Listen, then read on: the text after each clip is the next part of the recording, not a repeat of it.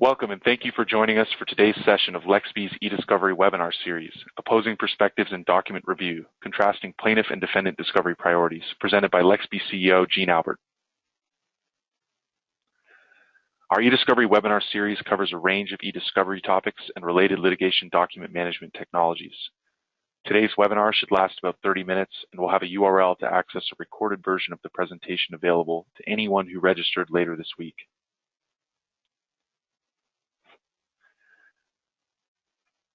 To give you a brief overview of our focus at Lexbe, we develop and implement technology that helps small and medium law firms, corporations, and advocacy groups cost-effectively manage increasingly data-intensive discovery. We deliver this via Lexbe eDiscovery platform, our web-based review tool, high-speed processing and conversion services, and a team of technical specialists and expert eDiscovery consultants.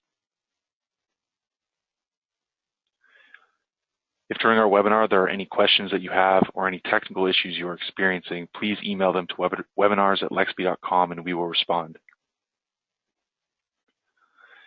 Before I hand things over, let me tell you a bit about Gene. As mentioned, Gene is CEO and co-founder at Lexbe and has a great deal of experience consulting on large-scale eDiscovery matters. Gene has also frequently contributed academic papers and commentary on a variety of eDiscovery and litigation technology topics. He's also an experienced attorney working as in-house counsel as well as in private practice with experience leading software ventures in several fields. With that, here's Gene with Opposing Perspectives in Document Review.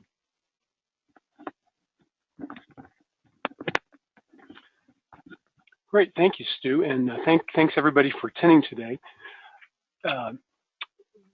This is a really interesting subject that we talked a lot about here internally at Lexbe and thought about for a while, and we always wanted to look forward to doing a webinar on it. And it's why is discovery and eDiscovery different for plaintiffs and defendants? You know, we all went to the same law schools, same degree, same DNA. What makes it different? And it certainly is different mostly. Not in every case. So this, and a big caveat on this webinar is I'm just speaking in generalities, and on any particular case, these things don't hold, or in even groups of cases. But there are some interesting things, and it's interesting to look at what the drivers are and how that works on the ground.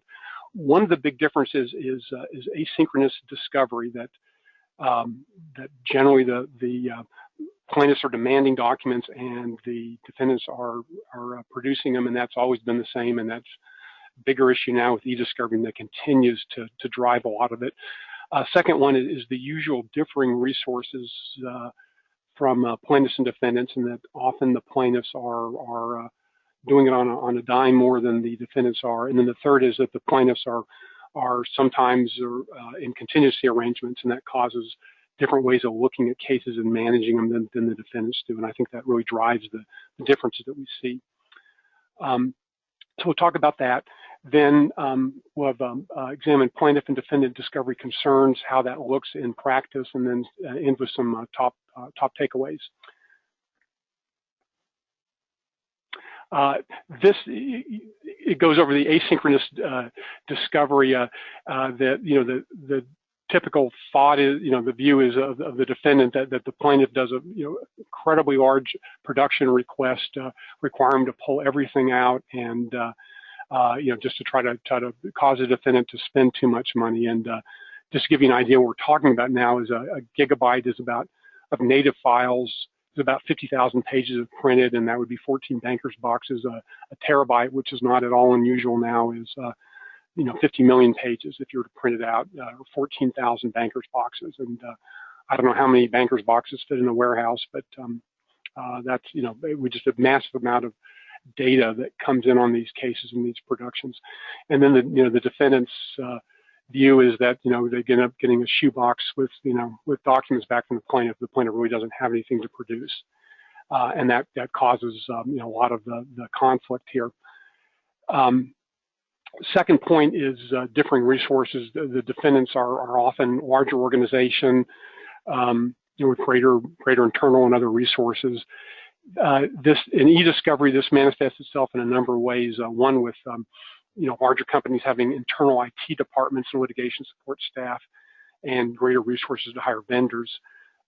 Plaintiffs while sometimes they have a lot of resources too, and increasingly in certain types of cases, but a lot of times they don't, and they're having to make do with less.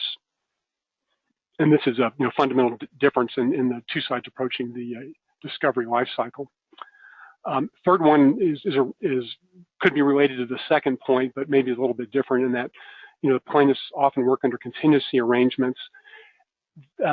This increases, and the risk from the plaintiff side is that any large case expenditure is out of pocket and may be difficult to get into finance, and it affects their ability to handle the case and take it towards trial. And this requires that often that the plaintiff be even more careful in valuing the case and making sure that they're putting proper resources in the cases that justify it. The defendants, on the other hand, is being sued or usually billing hourly, although there are other more creative arrangements out there often, but they're often paid hourly and paid independent of case outcomes, hopefully. So it gives a very different view of it, where the plaintiffs are, of course, only paid on successful case outcome with the contingency, but of course they're blended arrangements on that side as well.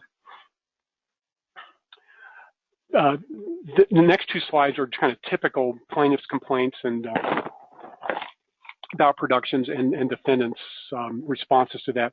This is taken mostly from an excellent recent blog post by Craig Ball that writes a lot on this and other subjects. Is there a right to fail in eDiscovery? Got the site to his blog there, and I would recommend that in his site to anybody for lots of wonderful materials, really the best in the industry on writing about this stuff, in my opinion. But the typical plaintiff's complaints are, that important ESI, electronic stored information sources were, missed or hidden. Calling and responsive searches were awful and missed query response to documents. The important documents started to emerge only after the depositions, not before. While not producing the important documents, the defendant managed to do a document dump of largely irrelevant ESI, and that the defendant used insane eDiscovery vendor estimates to justify proportionality claims and not have to produce from certain sources as being inaccessible or not proportional for whatever probable benefit there'd be, and that the defendant may not have had a lot of understanding of forms of production and just had a lot of production problems that weren't justified, and that the basic point is that the defendant's production was junk. Then the defendant's answer to this is that the plaintiffs had vague and overbroad requests that were nothing more than a fishing expedition. That the defendant did spend a fortune collecting and producing the ESI. That because plaintiff's fishing expedition failed, the plaintiff was now seeking to make the case about discovery rather than about the merits of the case. That also because the plaintiff's fishing expedition failed, the plaintiff's trying to question the defendant's competency and not deferring to the defendant on doing what's appropriate, and that that the plaintiff needs to show proof of inadequacy of production, not just guesses and unsubstantiated allegations. And the defendant is answering, where's the proof of inadequacy or failure to produce your production? You can't just allege it. So, we see these claims over and over again there. So, imagine you have as well. Going underneath these concerns and the drivers of the differences of approach between the plaintiff and defendant, we've broken out the different case stages to talk about the relative interests. Now, in all of these, again, everybody's interested in all these areas, and on any particular case or type of thing, there could be differences on this. But just in general terms, we have planning where both parties care about that. The document collection, that tends to be a bigger issue for the defendants and the plaintiffs, because the plaintiffs just often don't have very many documents to collect in many types of cases. Early case evaluation and also valuation of the claims. Plaintiffs, this is probably pretty critical for them allocating resources in. The defendants really do not care about it, but they're sued, so they don't really have much choice usually. Responsive privilege review and production. they're often the plaintiffs, in many cases, don't care about that much because they don't have many or sometimes any really privileged communications with the defendants. That's often a big point. Ingesting or uploading the opposition production, this is where the plaintiffs sometimes get swamped, where they don't have the systems to handle that, where because the defendants may not see that many documents from the plaintiffs and they have better systems, often that's not as big a deal. Evaluating the received production for quality. Both sides care about that, but again, the plaintiff cares more because they're getting more of it. How does the search quality and speed work? Again, both sides care, but the plaintiff often on larger productions can't do a linear review of everything, so they really need to have good search and be comfortable with that. Ability to timeline and depot capabilities, both parties care, but the plaintiffs are really critical for advancing their case and not being, losing it on depot or in summary judgment to get it to trial. Having trial support of document search, collaborative capability is really important for both parties. IT assistance, which is similar, maybe a little bit more for the plaintiffs because they don't have as many resources. And then cost controls, the plaintiffs tend to care about that more than the defense, but of course, parties all care about that. Getting into these, and we'll run through these in just a little bit more detail. In the planning stage of the case, both defendants and plaintiffs are going to benefit from that. The plaintiffs, more of a burden on them, really making sure they have getting the documents, getting the document holes, making sure those have gone out, so we're not having ESI deleted, and then identifying the custodians and preparing, being part of the ESI orders, and getting what they went in for those and for Rule 26 and other discovery conferences. The defendants too are gathering their custodians and ESI sources and developing whatever their collection or review strategy is going to be. Here's an example. One way that's done. This is an ESI content map where the producing party has gone through and is identifying where the ESI is, how much is it, who maintains it, what are the governance policies. Is it, what's the first cut if it's reasonably accessible? What are the dates that it was collected? And then just how big is it? Because these are really going to drive the collections.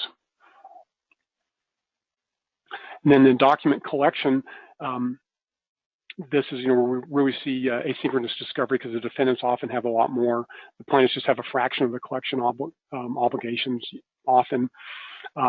And then the defendants are really having to defend their collection methodology and that they've got out their hold, collected, they're reviewed, and can produce it in a timely manner. This is can be very difficult because you don't know how much data is coming in, and it's data driven. So that, and as the data collections get bigger and bigger, this has been an increasing issue of how you get this done in eDiscovery so that these cases can make it through discovery in a reasonable time. Early case evaluation is used in a couple different ways, but one way to look at it is just an early cut of the data to try to understand what is being collected in the evidence and look at the relative strengths early in the case based on the evidence that you have early on. For the defendants, it may be a little bit less critical to do this right away, at least from the point of view of case evaluation, because there's not as many opportunities for for maybe doing that early on, but still want to understand the data and have strategies and start collecting key case facts. Always a good idea if it can be done, of course.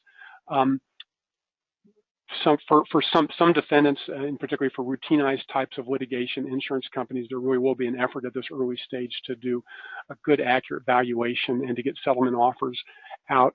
And so some companies and industries that's done fairly routinely with repeat litigants, institutional litigants like insurance companies. For kind of one-off commercial litigation, that's often harder to do because it's just hard until you do more discovery to get a good sense of the case for that from the defendant's point of view.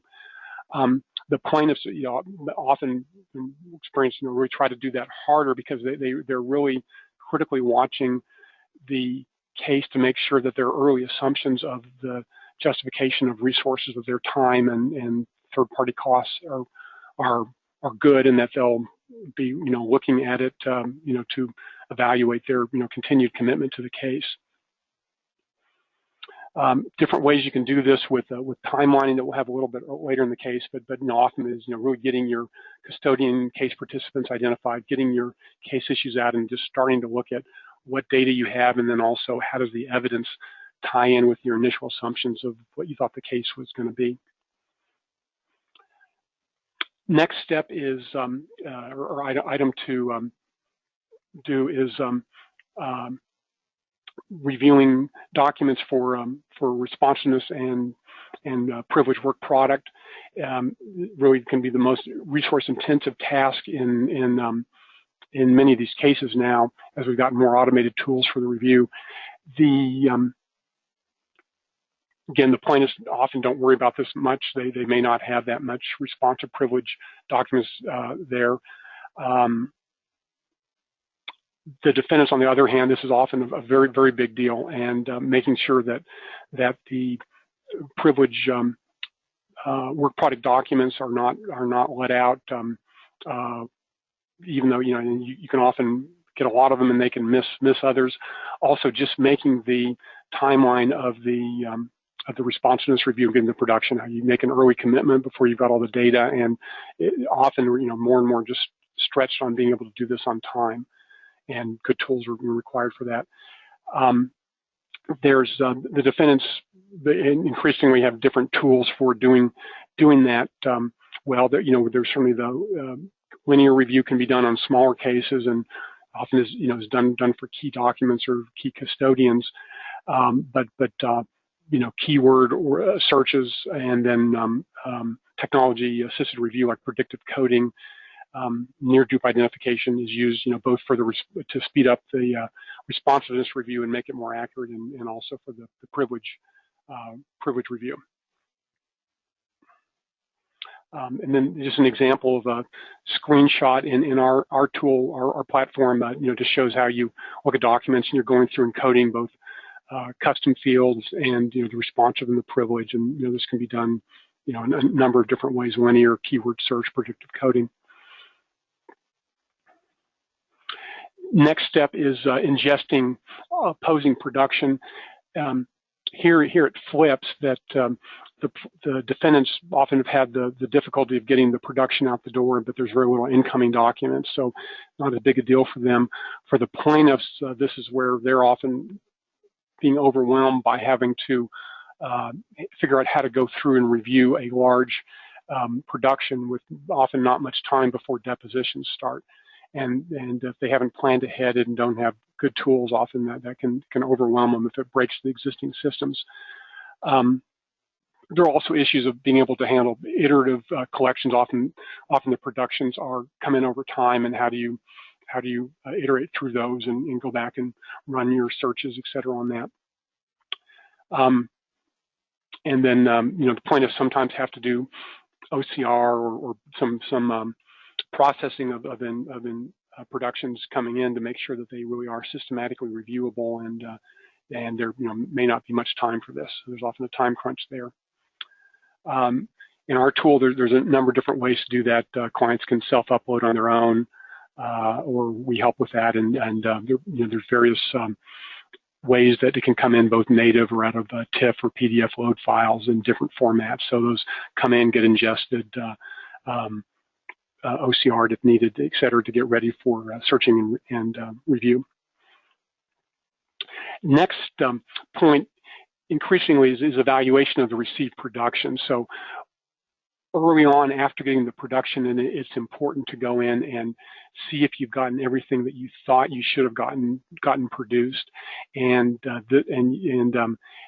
there often are gaps in what was produced, and it's increasingly important to do a systematic evaluation of what came in to look at it and determine if you need to go back with particular custodians or in general, or if there are really holes in what you would have anticipated being produced. Here's an example of, one way to do that is an evaluation of just emails by month, and this can be done, across a case or just per custodian. Are you really seeing the number of emails that you would have expected over that period of time? Are there gaps or less than you would expect? And then you can go back and make sure that all the SAI sources have been covered. So here, we've got a pretty big drop of emails for a 3-month period, and then it kind of picks back up. Is that, was there a reason for that, or was that just seasonality, or was something missed? And when you go down to the custodian level and start looking at dates and emails and communications, often there are, systematic failures to get certain types of emails, or email archives could have been missed, or all variety of things, unintentional or potentially intentional, and sometimes where all the data doesn't go in. But if you can do a sophisticated early dice and slice of the data that came in, you can often quickly go back and remedy this and bring it up to the opposition side and the court if needed. Search quality and speed, of course, important to any party to litigation, maybe even, and never unimportant, but maybe for the plaintiffs even more, because they don't have time, and often these are very big collections. They don't have time for a linear review of all the documents. And it's important that their review tool and the search find the important documents in the case. And if you can't do that early and quickly, that can be a real impediment for doing the depositions properly and just getting the evidence out. In our tool, which is common with many, there's different ways that you can search, from Boolean to concept to other ways to bring things in. We also do something unusual or unique, as far as I know, that we index both the native information that comes out of a document and the OCR that is created from OCRing the document, and that really kits different information. The natives will extraction will tend to pick up hidden comments and hidden sheets and some things that may be missed with a print type process that's used for PDFs and TIFFs. Usually, when we do an internal PDF version on that one, we OCR it, and that'll pick up things that where OCR would benefit from it, and then often the native ones could have various attachments or things that aren't searchable that become searchable once you do that. So either side doesn't get it on its own. We do both and then join it in the index. Next, the point of timelining, fact timelining and depo. So both sides in some fashion do fact and issue timelines to create textual and visual chronology of their case. It's really critically important there, and that by starting that early and iteratively developing it as documents are reviewed, you can see how your case is developing and where you have holes, and make sure that you remedy those with your depositions and with additional requests if needed before discovery closes. Critical for both sides, but the plaintiffs in particular are always trying to advance their case, and that's take that very seriously. Here's an example how we do this here in our platform. Is you set up facts on cases. You can link them to multiple documents and click into them. Once you put the times on that, you can you'll get a dynamic timeline that'll be created. That can be by custodian, by issue, and then you can highlight information both on transcripts out of depositions and also on key documents for annotations for preparing for depositions. But it's important to have a good tool that you're comfortable with to take advantage of your case from the first deposition on.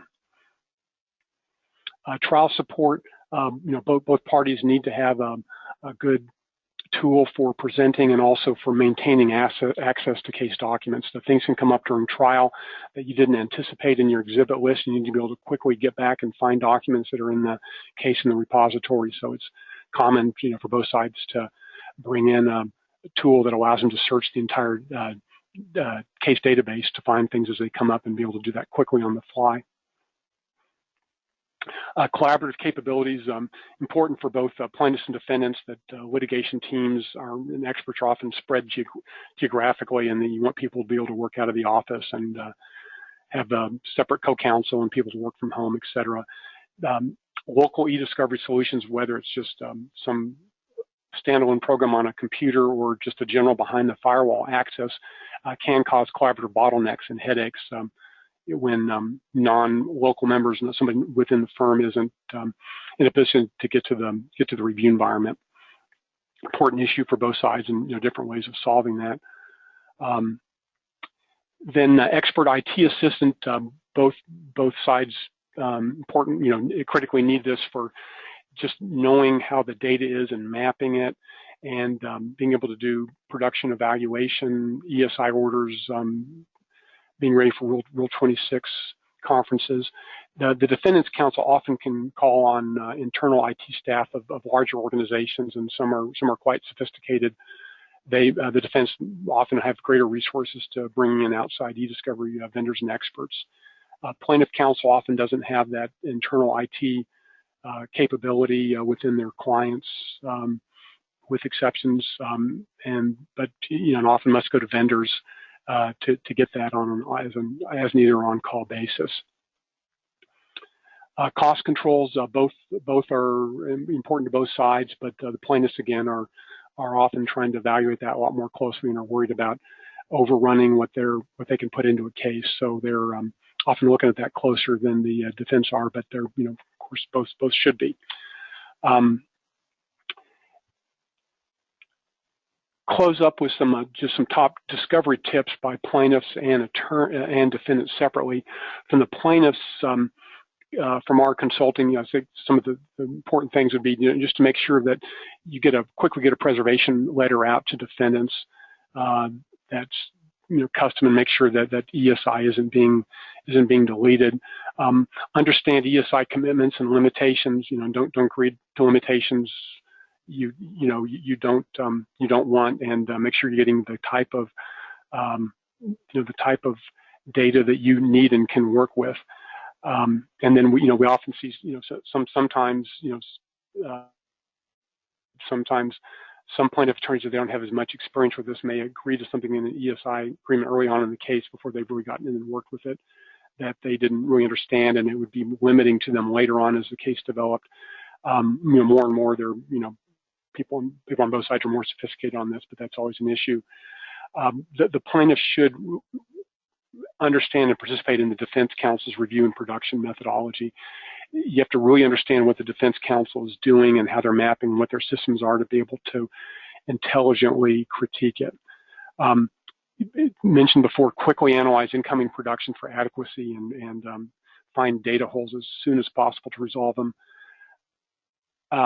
With large incoming productions, determine what review coding methodology will be used. It's not one size fits all. Linear review, it just isn't possible in large document cases. There has to be other ways of looking at it, using technology, keyword searches. And then it's important to have IT-lit support experts available, to assist as needed in the different stages of the case. For the defense attorneys, kind of big points from our perspective is, getting in there and mapping the custodians and ESI early, and determining a case strategy that takes ESI collection, processing, review, and production into account. Important to quantify the amount of discoverable ESI as early as possible in the case, because this is going to drive review and production timelines and budget.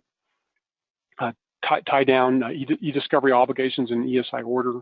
There can be a lot of ambiguity here, so it's really good to get a detailed ESI order in effect of the process that you're really going to follow, that defends against a lot of criticism of whatever process was done later on. And then, it's important to involve the organization's the IT department early and have availables, and that you really have somebody on board early from the client who understands what data they have and what they can get and how long it's going to take to avoid embarrassment later. Document and disclose activities in eDiscovery to show transparency and reasonableness. We're defending, at the end of the day, the methodology. Doesn't need to be a perfect one, but it does need to be an understood, transparent, and defendable one. So it's important to do that. Again, customize the review methodology by the case and need. For the defendants with these really large collections, it's important to use modern technology for review, and this can be, keyword search with enhancements, near duplicate groupings, technology-assisted review with, predictive coding. And then lastly, build in time for adequate privilege review. This can take more time than you think, and you really want to be careful to make sure it's right. So near dupe groupings, enhanced search, dual indexing, all that can help do that privilege review and get that privilege log out quickly and in good quality. Closing up in summary, discovery is fundamentally different for plaintiffs and defendants because of asynchronous eDiscovery, differing resources, and often the contingency relationship with the plaintiffs. During each case stage, the defense and the plaintiffs may have different priorities based on the nature of the lawsuits and the resources. And then lastly, specialized eDiscovery's tools and methodologies are available for these things, and they should be assessed for making sure that you've got the best tools and approach for your case and your client. So that will wrap this one up. I'll turn this back over to Stu, and then also, we'd love to hear what you think about these in general. So feel free to send us any comments, good or bad, what you think, or any questions. We'd love to hear from you. Thank you very much, Gene. If any other questions come up, or if you have any comments, please feel free to contact us at webinars@lexbe.com. Thank you all very much for attending today's webinar, and we will follow up with a URL to access a recording of today's presentation and the slide deck as well to everyone who registered. Thanks again for joining us, and have a great day.